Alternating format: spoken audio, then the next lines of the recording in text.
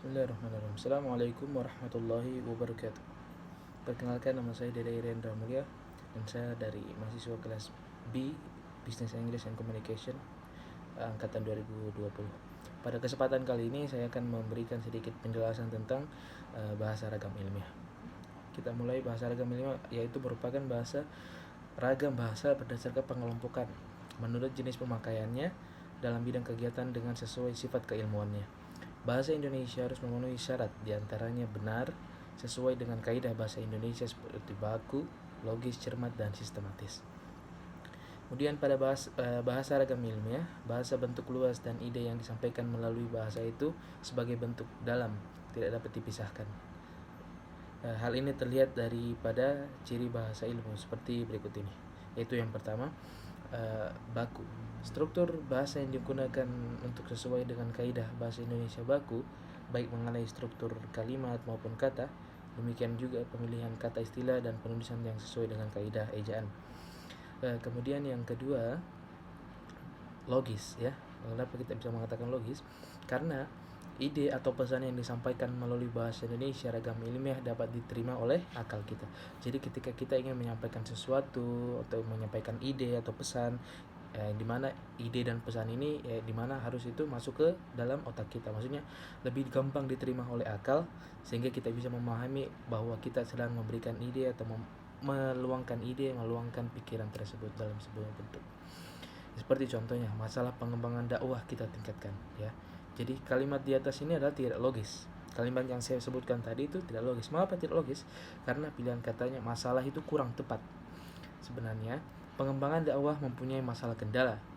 Tidak logis apabila masalahnya kita tingkatkan.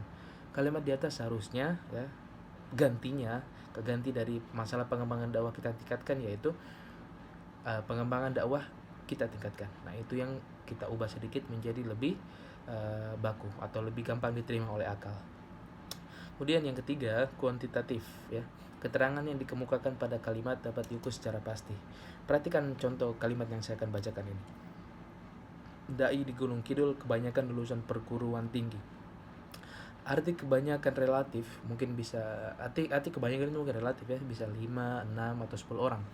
Jadi dalam tulisan ilmiah tidak benar memilih kata kebanyakan, ya. Kalimat di atas dapat kita benahi menjadi dai di Gunung Kidul 5 orang lulusan perguruan tinggi dan yang 3 orang lagi dari lulusan pesantren. Kemudian yang keempat, ya, tepat, ya. Ide yang harus kita ungkapkan harus sesuai dengan ide yang dimaksudkan oleh pemutus atau penulis yang tidak mengandung makna ganda, ya. Contohnya, jamban pesantren yang sudah rusak itu sedang diperbaiki. Kalimat itu tadi mempunyai makna ganda. Yang rusaknya itu memungkinkan yaitu jamban yang dimaksud atau jamban atau pesantren, ya. Kemudian kita pindah yang kelima, denotatif. Yang berlawanan dengan konotatif. Ini yang maksudnya denotatif yang yaitu berlawanan dengan konotatif. Kata yang digunakan atau dipilih sesuai dengan arti sesungguhnya dan tidak diperhatikan karena sifat ilmu yang objektif. Kemudian yang keenam, runtun. Ide diungkapkan secara teratur sesuai dengan urutan dan tingkatannya, baik dalam kalimat maupun dalam alinea atau paragraf, adalah seperangkat kalimat yang mengemban suatu ide atau suatu pokok bahasan. Jadi dalam karangan ilmiah ini, bahasa ragam itu merupakan bahasa ragam yang berdasarkan pengelompokan, ya, menurut jenis pemakaiannya dalam dalam berbagai bidang kegiatan. Sesuai dengan sifat keilmuannya, bahasa Indonesia harus memenuhi syarat, diantaranya benar, ya, sesuai dengan kaidah bahasa Indonesia, logis, cermat, dan sistematis. Karangan ilmiah mempunyai beberapa ciri, yaitu diantaranya jelas, logis, lugas, objektif, seksama, sistematis, dan tuntas. Itulah mungkin sekian penjelasan singkat saya mengenai bahasa ragam ilmiah. Saya memohon maaf jika dalam video ini masih banyak kesalahan yang saya lakukan. Insya Allah kedepannya kita akan menjadi lebih baik lagi. Terima kasih. Assalamualaikum warahmatullahi wabarakatuh.